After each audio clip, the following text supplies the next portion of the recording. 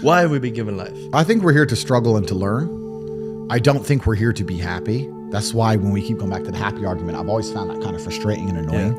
When someone goes, "Oh, but I want to be happy." Why? Why do you want to sit there and laugh like you were happy your entire childhood? That's your happy days. You're allowed to be happy as a kid. It's all over now, right? You're a man. You have responsibilities. I think we're here to do important. Provide, protect, and we're also here to do important things. And important things are going to be difficult, and they're going to be hard, and you're going to get frustrated. But that's what gives you purpose. I think we're here to struggle. I think we're here to endure pain. I think we're here to just see how hard we are to kill. I think that going through terrible things and living through them and coming out the other side is one of the most fantastic things about being human. I think that it's almost like once you understand what life is really about, there's no emotion which isn't enjoyable. The only emotional state which can be seen as detrimental is feeling nothing at all. But if you're sitting at home and you're feeling truly heartbroken, at least you're feeling something, right? And I think that's the whole part of being human. I think we're here to struggle. I think we're here to go through pain. I wake up each day and go, what can I attack? What problem can I solve? And look at history. Why did Genghis Khan wake up and want to conquer the whole world? Why did Napoleon conquer the world? Why did Alexander the Great conquer the world? You just wake up and just say, give me this, give me that. I want all of it. I need to, there's an army there. They're really big. We're better. It's intrinsic. Yeah. You need to go and conquer. That's the purpose of life. So why did God create us to struggle? Like, what is it? Because if you don't struggle, you don't learn. Yeah. God created us to learn and understand ourselves and understand other people and understand the world. And what did I say earlier? I said that you don't learn a lesson or you don't appreciate something without pain. Without pain. So you have to struggle to learn anything. There's only two ways to learn things, the hard way or the harder way. If you're smart, you can learn the hard way.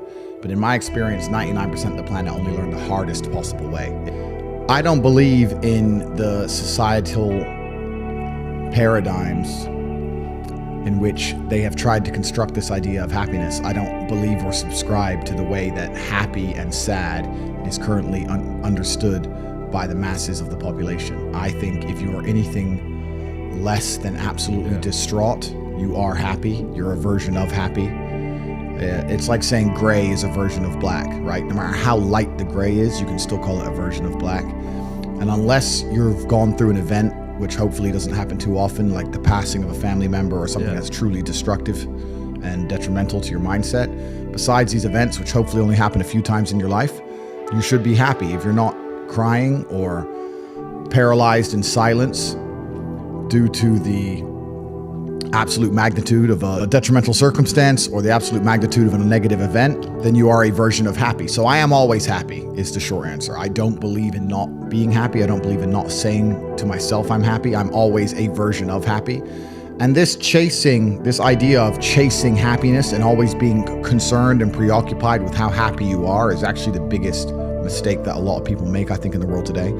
Especially men who wake up and go, I don't really feel happy, so I need to get happier. And that's how they end up down a hedonistic path of drugs or alcohol or gambling, chasing pleasure. I don't care how I feel.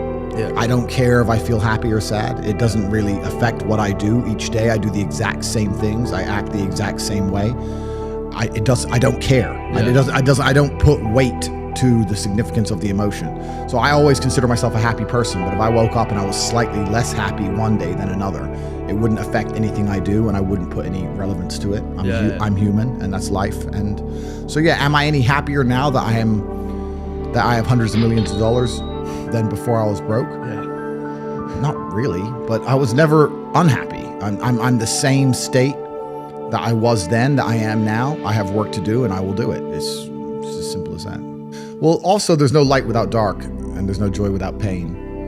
You can't have a rainbow without a little rain. And no matter how hard you chase pleasure and happiness, there's going to be dips and troughs in between. There's going to be come downs and downtrends, and you're going to have the juxtaposition between that time you were laughing your head off and acting giddish like a child, and the time that you feel depressed as such. And I think it's much better to just adopt a very disciplined, stoic mindset.